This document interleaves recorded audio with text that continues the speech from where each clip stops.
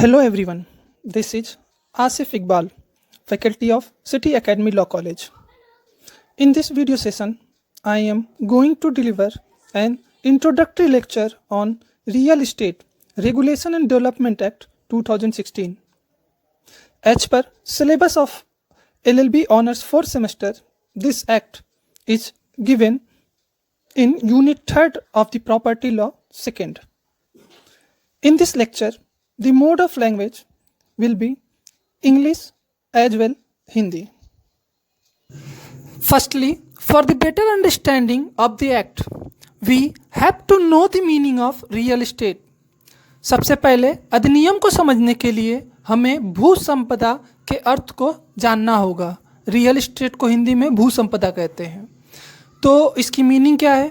तो as per Oxford students dictionary, the term real estate is defined as a property in form of land and building. This definition is also given in the Cambridge Dictionary. इस प्रकार इस परिभाषा के अनुसार भू संपदा का तात्पर्य एक ऐसी संपत्ति से है जो भूमि एवं भवन के रूप में है. ठीक, तो नेक्स्ट, तो real estate is a legal term which cover the land and any permanent fixtures affixed on it, such as building, machinery or plant, etc. It also includes the natural resources like crops, minerals or water. You can say a real estate extended to the air right above the land and underground rights below the land. अर्थात भू संपदा एक विधिक शब्द है जिसका तात्पर्य न केवल भूमि से है बल्कि भूमि से आबद्ध, अस्थायी रूप से आबद्ध वस्तुओं से भी है, जैसे कि मशीनरी, भवन, प्लांट तथा यह प्राकृतिक संसाधनों को भी समाहित करता है, जैसे कि फसल, खनिज तथा जल. इस प्रकार आप कह सकते हैं कि भू संपदा का अर्थ का विस्तार भूमि के ऊपर प्रकाश वायु के अधिकार से लेके भूमि के सतह के नीचे भूमिगत अधिकारों से भी है. भू संपदा को मुख्य रूप से 3 भागों में व्यक्त किया जा सकता है: आवासीय, वाणिज्यिक और औद्योगिक. मुख्य रूप से भू संपदा से संबंधित ग्राहकों के हितों की रक्षा करने के लिए भारतीय संसद के द्वारा भू संपदा विनियम और विकास अधिनियम 2016 अधिनियमित किया गया. As per section 1 sub clause 1, this act called as a real estate regulation and development act 2016. This act is also known as a RERA. As per title of the act there is mainly 2 things. First regulation and second development. So regulation of what? तो इस act के माध्यम से real estate agents हैं, builders हैं, promoter, buyers हैं, allottee, उनके बीच में जो ट्रांजैक्शंस होते हैं, समव्यवहार होते हैं, उस चीज़ को विनियमित करने के लिए ये एक्ट इनेक्ट किया गया. और दूसरा जो डेवलपमेंट वर्क है गवर्नमेंट के, जो अर्बनाइजेशन है, नगरीकरण है, उसके विकास कार्यों को करने के लिए ये एक्ट इनेक्ट किया गया. ओके, कुछ फैक्ट्स हैं इस एक्ट में, वो हम लोग डिस्कस करते हैं. First thing is that as per preamble the Real Estate Regulation and Development Act 2016 is an act of the Parliament which seeks to protect the home buyers as well as help to boost investment in real estate industry. यानी ये जो अधिनियम है ये भारतीय संसद के द्वारा पारित किया गया है. इट मीन्स एक सेंट्रल लॉ है और ये जो घरेलू जो आपके खरीदार थे उनके हितों की रक्षा करने के लिए तथा निवेश को बढ़ावा देने के लिए यह अधिनियम पारित किया गया था. जो विधेयक था यानी जो बिल था राज्यसभा से 10 मार्च 2016 को पास हो जाता है एंड लोकसभा से देयरफॉर 15 मार्च 2016 को पास होता है.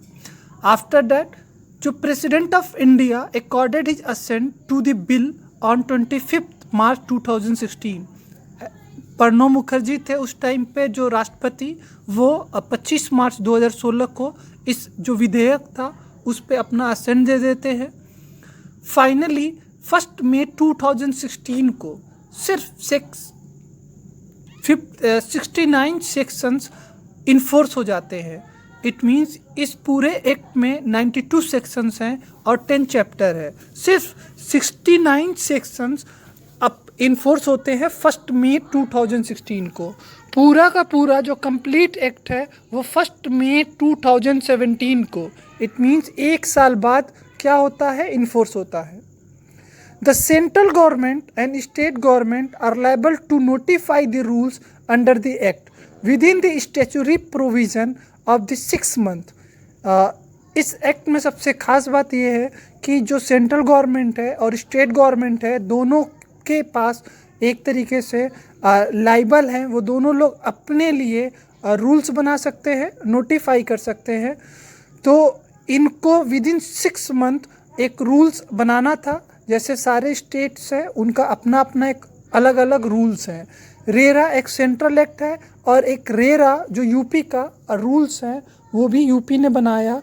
विदिन 6 मंथ बनाना था एंड 31 अक्टूबर 2016 को वो रूल बन गया था। दूसरी बात, it applicable to the whole of territory of India except Jammu and Kashmir. अब after the abrogation of article 370 अब ये पूरे भारत पे लागू है। मेनली इस एक्ट का जो ऑब्जेक्ट था, जैसे कि establishment of real estate regulatory authority, RERA एक रेगुलेटरी अथॉरिटी बनाना था, और दूसरा रियल इस्टेट अपीलेट ट्रिब्यूनल यानी एक ट्रिब्यूनल भी बनाना था जो बाई अप्रैल 2017 तक दोनों जो इंस्टीट्यूशन थे, अथॉरिटीज़ थे, वो इस्टेब्लिश हो चुके थे। रेगुलेटरी अथॉरिटी है रेरा एक, इस एक्ट को हम लोग रेरा कहते हैं, एक जो कि एक अथॉरिटी है। This act is not a retrospective effect. It means कि ये जो अधिनियम है भूतलक्षी प्रभाव से लागू नहीं होता। अब आपके दिमाग में क्वेश्चन आ रहा होगा, what is RERA all about, why RERA is enacted. तो कुछ पॉइंट्स है, हम लोग उसको डिस्कस करते हैं। Before the enactment of this act कोई भी एक इफेक्टिव लॉ नहीं था जो बिल्डर्स और जो कंज्यूमर्स हैं, इट मींस जो बायर्स हैं, सेलर एंड बायर्स के बीच में जो भी ट्रांजेक्शन्स हो रहे हैं उसको इफ़ेक्टिवली रेगुलेट कर सके। सपोज डैट मैंने रेरा आने से पहले मैंने कोई एक फ्लैट मैंने परचेज किया किसी बिल्डर से, एक अपार्टमेंट में। अब उस अपार्टमेंट अभी अंडर कंस्ट्रक्शन है। मैंने जो भी अमाउंट था, मेरी जो भी अर्निंग थी, सेविंग्स था, मैंने उसको पे करके मैंने एक फ़्लैट बुक कराया, मैंने एक परचेज किया। बट पजेशन देने के लिए जो प्रोमिसेस थे विदिन 2 ईयर, विदिन 3 ईयर, वो मुझे उस टाइम में, एक प्रिस्क्राइब टाइम में मुझे पजेशन नहीं दिया जाता। तो उससे मुझे बहुत ज़्यादा प्रॉब्लम होता है as a buyer. Suppose that जो मैंने अपने अर्निंग से मैंने इन्वेस्टमेंट, मैंने लोन लेके प्रॉपर्टी परचेज की है, प्रॉपर्टी को मैंने फाइनेंस कराया है, बट मुझे वो प्रॉपर्टी का पजेशन बिल्डर नहीं देता, तो मुझे बहुत ज़्यादा प्रॉब्लम फेस करना पड़ता था। उस टाइम जो भी कंज्यूमर प्रोटेक्शन एक्ट लॉ था, जो एक ऑर्डिनरी लॉ था, वो एक इफ़ेक्टिवली इस ट्रांजेक्शन से रिलेटेड और इन चीज़ों को रेगुलेट नहीं कर पाते थे। इसलिए एक इनेक्टमेंट की ज़रूरत थी। तो ह्यूज नंबर ऑफ दी जो कंज्यूमर्स थे वो कंप्लेन करते हैं और सेंट्रल गवर्नमेंट एक्ट इनेक्ट करता है, जिसको हम लोग कहते हैं रेरा। मेनली ये प्राइमरी मार्केट से रिलेटेड एक्ट है। तो what is primary market and what is secondary market. Primary market supported मैं किसी अपार्टमेंट में, मतलब कोई भी एक रियल इस्टेट प्रोजेक्ट है और उस प्रोजेक्ट में मैं फर्स्ट हैंड कोई प्रॉपर्टी परचेज करता हूँ या मेरे नाम पे प्रॉपर्टी अलॉट होता है, तो that is a primary market. Suppose that मैं उस प्रॉपर्टी को ख़रीद के फिर से उसको रीसेल करता हूँ, तो that is a secondary market. फिर दूसरी चीज़ मेन बात ये थी कि जो सेलिंग एंड बाइंग का जो ट्रांजेक्शन्स होते थे उस चीज़ को बहुत ही सिंपल वे में करना था, अकाउंटेबल बनाना था बिल्डर्स को, प्रमोटर्स को, कि जो कुछ भी वो कारपेट एरिया, कबर्ड एरिया, उस चीज़ को वो बताएं। जो भी एक प्रेस्क्राइब टाइम पीरियड है, उस प्रेस्क्राइब टाइम पीरियड में वो पोजीशन डिलीवर करें। तो और जो भी चार्जेस थे उन सारे चार्जेस को डिस्क्लोज करें। इसलिए एक ट्रांसपेरेंसी का होना, पारदर्शिता का होना अनिवार्य था। इसलिए इस अधिनियम के थ्रू कुछ उनके ऊपर लाइबिलिटी इम्पोज की गई है कि वो अपने लेआउट का जो भी प्लान्स हैं, उन सारी चीज़ों का डिटेल वो एक वेबसाइट पे रेरा में रजिस्टर्ड कराएंगे, उन सारी चीज़ों को डिस्क्लोज करेंगे। इसलिए ये एक्ट इनैक्ट किया गया। फिर तीसरी चीज़, इस एक्ट में मेनली जो अथॉरिटीज है, इट मीन्स कि अगर जो कोई भी डिस्प्यूट अराइज होता है तो उस डिस्प्यूट को एडजुडिकेट करने के लिए कुछ अथॉरिटीज होने चाहिए, कुछ रेगुलेटरी फंक्शन परफॉर्म करने के लिए कुछ इंस्टीट्यूशंस होने चाहिए। तो इसलिए इस एक्ट के थ्रू हम लोगों ने रियल इस्टेट रेगुलेटरी अथॉरिटी बनाया। हम लोगों ने इस एक्ट के according real estate appellate tribunal बनाया। जो ये रेरा सेंट्रल एक्ट है, बट सारे स्टेट्स में रेरा होता है। अलग अलग स्टेट, चूँकि ये रेवेन्यू के मैटर्स हैं, यानी लैंड से रिलेटेड मैटर्स हैं, इसलिए सारे स्टेट अपने आप में एक तरीके से इंडिपेंडेंट है कि वो अब विद इन द स्टेट एक रेरा को इस्टेब्लिश करेंगे। जैसे यूपी में भी रेरा है, महाराष्ट्र में रेरा है, गोवा में रेरा है। तो इस तरीके से ये एक्ट आया। तो ultimately this act is mainly for the protection of the home buyers. इसलिए इस एक्ट को इनेक्ट किया गया। इस एक्ट को इसलिए इनेक्ट किया गया क्योंकि पारदर्शिता लाना था, उत्तरदायित्व सुनिश्चित किया जाए। Now what is the purpose of this act? The main purpose of this act is first one, to establish the real estate regulatory authority for regulation and promotion of real estate sector. यानी एक real estate regulatory authority को establish किया जाएगा each state, और जो भी promotional work है real estate sector में उसको प्रमोट किया जाएगा। दूसरा, ट्रांसपेरेंसी मेंटेन की जाएगी प्रोजेक्ट्स में, जो योजनाएं हैं उसमें पारदर्शिता लाने का काम करेगा रेरा। फिर तीसरा, जो थर्ड वन है, to protect the interest of the consumers, जो बायर्स हैं, होम बायर्स हैं, उनके इंटरेस्ट को प्रोटेक्ट करना। एक एडजुडिकेटिंग मैकेनिज्म है with the speedy dispute redressal, यानी शीघ्र न्याय, यानी शीघ्र न्याय निर्णय किया जाएगा। Next, to provide the proper information about the builders. It means under this act जितने भी बिल्डर्स होते हैं वो अपने इंफॉर्मेशन को पोर्टल पे, जो रेरा का पोर्टल है, उस पे डिस्क्लोज करते हैं। एक कंपलसरी है।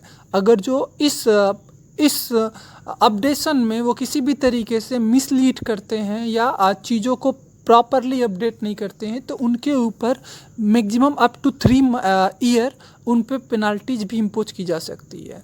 फिर उसके बाद इस एक्ट का काम ये है कि जो अप्रोप्रिएट गवर्नमेंट है, इट मीन्स अप्रोप्रिएट मीन्स कि central government, it may be in some cases state government, जो प्रमोशनल वर्क हैं, जो चीज़ें हैं, जो डेवलपमेंट वर्क है रियल एस्टेट सेक्टर में, टाइम टू टाइम गवर्नमेंट्स को इन्फॉर्म करना, उनको रिकमेंड करना। ओके, आगे देखते हैं what are the features of RERA.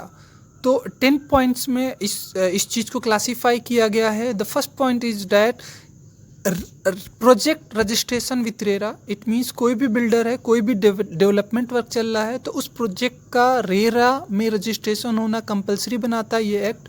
अगर जो उस प्रोजेक्ट में जो प्रॉपर्टी है वो 5 मीटर से ज़्यादा है, 500 मीटर से ज़्यादा है या 8 अपार्टमेंट से ज़्यादा है तो। दूसरी चीज़, एजेंट, अगर जो कोई भी पर्सन है जो बाइंग एंड सेलिंग का वर्क करता है तो उस कंडीशन में उस एजेंट का भी रजिस्ट्रेशन एक कंपलसरी है इस एक्ट के according. Third point is that disclosure of carpet area. अगर जो कोई भी बिल्डर है वो प्रॉपर्टी को सेल करता है तो उसको डिस्क्लोज करना पड़ेगा कि what is the carpet area, what is the cupboard area, जो हम लोग आगे डिफिनेशन क्लास में पढ़ेंगे। फिर नेक्स्ट कि कोई भी बिल्डर अगर जो प्रॉपर्टी को बेचता है और कुछ एडवांस लेता है तो उस एडवांस का 70% एक सेपरेट अकाउंट में क्या होगा, डिपॉजिट होगा, जिसको प्रॉपरली डिस्क्लोज किया जाएगा रेरा में, और टाइम टू टाइम उस अकाउंट्स के स्टेटमेंट्स को रेरा चेक करेगा। फिर जितने भी प्लान्स हैं, कोई भी बिल्डर अपने प्रोजेक्ट्स से रिलेटेड जो भी मैप, जो भी लेआउट बनाता है, तो उन सारे लेआउट का, उन सारे मैप्स का रेरा में अप्रूवल होगा। इन केस अगर जो कोई भी चीज़ डिफ़ॉल्ट करता है और जो अप्रूव प्लान है उसके बियॉन्ड जाके कुछ करता है या किसी भी तरीके से मिसलीड करता है, तो एक पेनाल्टी क्लास भी है और इस एक्ट में पेनाल्टीज भी इम्पोज किया जा सकता है उस बिल्डर के ऊपर। फिर रियल इस्टेट में जो भी अगर जो कोई भी डिस्प्यूट अराइज होता है तो जो कुछ भी उसके लिए एक ट्रिब्यूनल बनाया गया है, अपीलेट ट्रिब्यूनल। अगर जो आप रेरा के जो भी डिसीजंस हैं या कोई भी डिस्प्यूट अराइज होता है तो आप उस चीज़ के लिए अपीलेट ट्रिब्यूनल में जा सकते हो। एक कंप्लेंट रेडिसल प्रोसीजर है, अगर जो कोई भी होम बायर है जिसके राइट्स को वायलेट किया गया है तो उस कंडीशन में वो कंप्लेंट फाइल कर सकता है। फिर जितनी भी चीज़ें होंगी बिल्डर से रिलेटेड, कॉर्पोरेट एरिया या अप्रूव प्लान्स या सारे लेआउट, जो भी प्रेस्क्राइब टाइम पीरियड है, उन सारी चीज़ों को, उन सारे लेआउट्स को, प्लान्स को ऑनलाइन पब्लिश करना होता है। और लास्टली पॉइंट 10, ट्रांसपेरेंसी मेंटेन करने के लिए, जैसे कि प्रियम्बल से ही क्लियर है, ट्रांसपेरेंसी मेंटेन करने के लिए ही इस एक्ट को इनैक्ट किया गया था। अब हम लोग इस एक्ट के जो स्ट्रक्चर है उसको डिस्कस करते हैं कि कौन कौन से रेलिवेंट सेक्शंस और चैप्टर जो आपको इस सेमेस्टर में पढ़ना है और कौन कौन से सेक्शंस जो आपके लिए बहुत ज़्यादा इम्पॉर्टेंट नहीं है। तो टोटल नंबर ऑफ सेक्शन 92 है। जो चैप्टर्स हैं वो 10 हैं। प्रीलिमिनरी चैप्टर जो डील करता है, प्रारंभिक जो आपका अध्याय है, सिर्फ एक्ट का नाम क्या होगा, कमेंसमेंट कब होगा, कैसे होगा, आपके जो एक्सटेंट है वो क्या है, उन सारी चीज़ों को बताया गया है जो हम लोगों ने इंट्रोडक्टरी पार्ट में देख लिया। जो सेक्शन 2 है जो डिफिनेशन क्लॉज है, जिसमें हम लोग कुछ इम्पॉर्टेंट डिफिनेशन को पढ़ेंगे, जो नेक्स्ट स्लाइड में कौन कौन से इम्पॉर्टेंट डिफिनेशंस है उसको हम लोग देखेंगे। फिर रजिस्ट्रेशन प्रोसेस है इस चैप्टर में, इट मीन्स चैप्टर 2 में सिर्फ आपको रियल इस्टेट एजेंट्स का कैसे रजिस्ट्रेशन होता है, रियल इस्टेट एजेंट्स होते कौन हैं, उनके बारे में हम लोग पढ़ेंगे।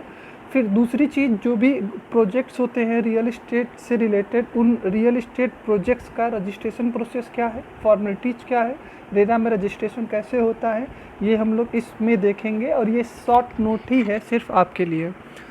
फिर जो चैप्टर 3 है वो प्रमोटर से डील करता है। तो प्रमोटर और बिल्डर्स जो यहाँ पे होते हैं, तो इनके रजिस्ट्रेशन, इनके पावर और फंक्शन, ड्यूटीज, जो एक 3rd नंबर का लॉन्ग क्वेश्चन हो सकता है जो हम लोग डिस्कस करेंगे इस एक्ट में।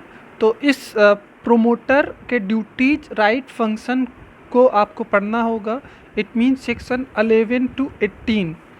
फिर नेक्स्ट शॉर्ट नोट्स आ सकता है, अलॉटी जो इम्पॉर्टेंट है, होम बायर्स जिनके फेवर में प्रॉपर्टी अलॉट की जाती है या जो परचेज करते हैं, तो ये कौन होते हैं और इनके राइट्स एंड ड्यूटीज़ क्या होते हैं अंडर सेक्शन 19, ये हम लोग डिस्कस करेंगे जो शॉर्ट नोट्स के पॉइंट ऑफ व्यू से होगा। फिर जो मोस्ट इम्पॉर्टेंट इस एक्ट में जो टॉपिक है, फर्स्ट लॉन्ग क्वेश्चन, वो है real estate regulatory authority. It means RERA के composition, function, establishment, power, duties के बारे में डिस्कस करेंगे। सेक्शन 20 to 40 जो भी इम्पॉर्टेंट सेक्शंस हैं उसमें हम लोग डील करेंगे। फिर नेक्स्ट चैप्टर जो चैप्टर 6 है वो सेंट्रल एडवाइजरी एक काउंसिल इस्टेब्लिश करता है। तो ये एक शॉर्ट नोट्स है। तो सेंट्रल एडवाइजरी जो काउंसिल होता है ये क्या होता है, तो इस परिषद के बारे में हम लोग शॉर्ट में डिस्कस करेंगे। फिर लास्टली जो आपका सब second most important long question है तो वो है रियल इस्टेट अपीलेट ट्रिब्यूनल। तो इस ट्रिब्यूनल के कंपोजिशन, फंक्शन, पावर, इस्टेब्लिशमेंट के बारे में हम लोग डिस्कस करेंगे।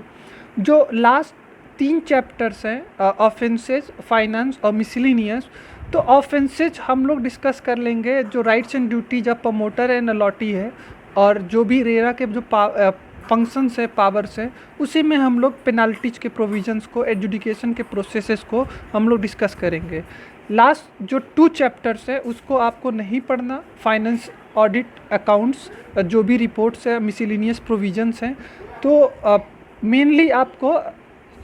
मेनली आपको रेरा यानी जो चैप्टर 5 है सेक्शन 20 to 40 और फिर उसके बाद अपीलेट ट्रिब्यूनल सेक्शन 43 to 58 इस पे फोकस करना है। ये 2 लॉन्ग क्वेश्चन है और इसके अलावा आप salient features of the act और जो ओवरव्यू है एक लॉन्ग में आप तैयार करोगे जैसे कि नोट्स में दिया हुआ है, और आप प्रमोटर अलॉटी भी देख सकते हो।